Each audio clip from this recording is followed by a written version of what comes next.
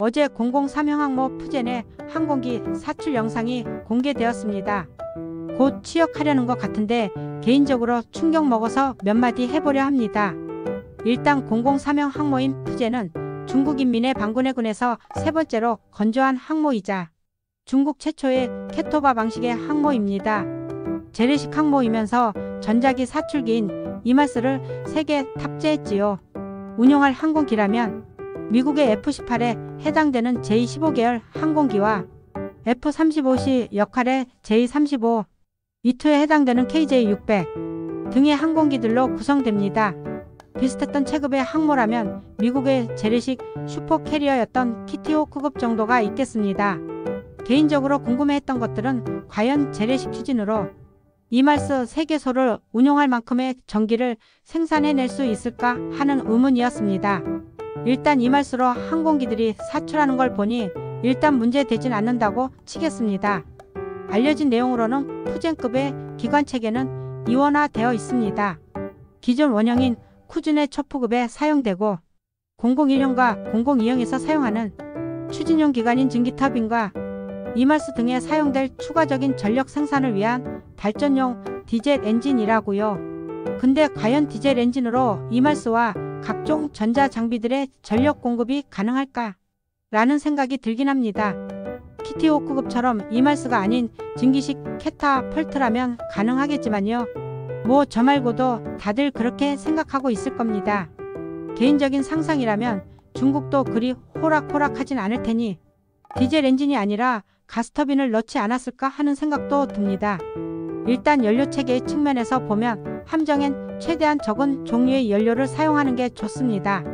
연료별로 성질이 다르니 섞이면 안 돼서 각각 따로 연료통을 만들어야 하고 그리 되면 각각 공간을 잡아먹으니 함정 중량이나 밸런스에도 영향을 끼치니까요. 만약에 중국의 항모가 증기터빈과 디젤 엔진, 항공기도 별도로 굴린다면 항모는 디젤과 항공유 두 종류의 연료 구획이 필요해집니다.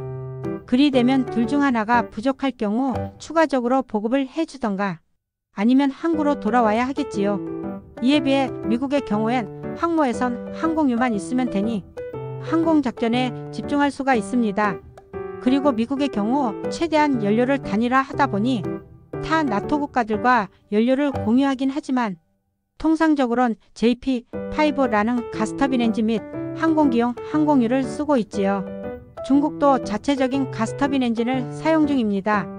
LM2500과 맞먹는 우크라이나제 가스터빈 엔진을 국산화해서 방공 구축함들에 사용 중이지요. 솔직히 저 정도 체급의 항모라면 저런 가스터빈 엔진을 8개 정도 써야 할 겁니다. 가스터빈이 추진기관으로 연비는 안 좋을진 몰라도 전기발전용이라면 훨씬 나오면서도 용적이 자가 함정용으로 쓰기에 아주 좋긴 합니다.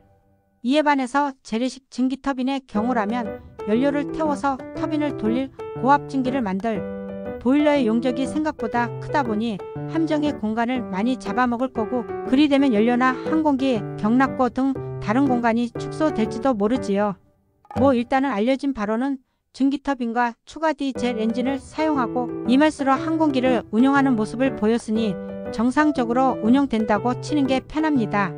뭐 이게 되네 안 되네 따지기보단 된다고 치고 대응하는 게 훨씬 나으니까요. 그리고 충격적인 건 중국도 항모에서 감시 자산으로 조기 경보기를 사용하게 된다는 겁니다. KJ-600이 미국의 E2의 역할을 할 텐데 미국과 중국의 다른 방식으로 운영될 거라 봅니다. 일단 미국의 대함 전투는 함재기 위주의 전투교리입니다.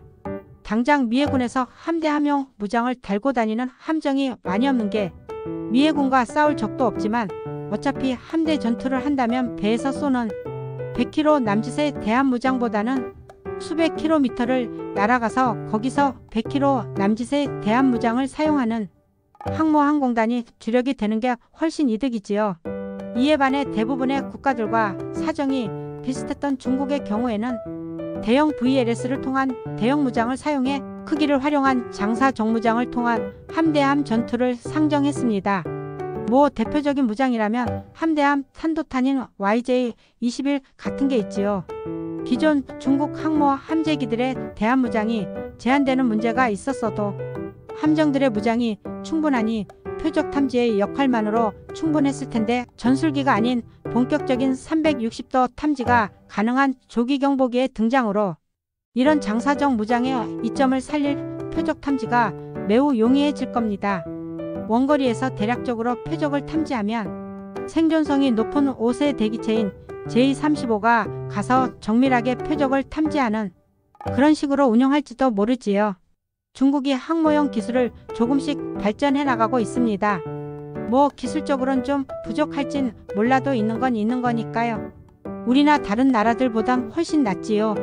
저런 걸 보며 대응을 해야지. 중국제는 안 좋다 시계의 정신승리만 하면서 방구석에서 배나 긁적긁적하고 있으면 그 마지막은 다들 알지요?